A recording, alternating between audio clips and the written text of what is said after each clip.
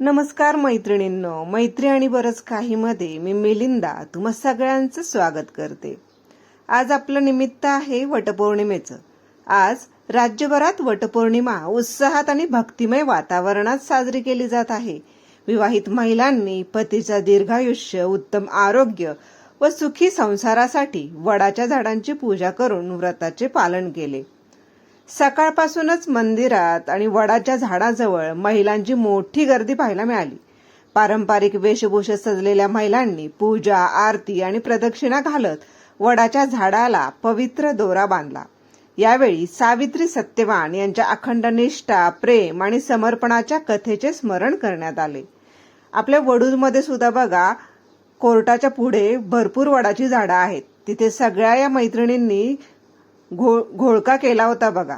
वटपौर्णिमा हा सण केवळ धार्मिक परंपरा नसून कुटुंबासाठी प्रेम, विश्वास आणि नातेसंबंध अधिक दृढ करणारा सण म्हणून ओळखला जातो।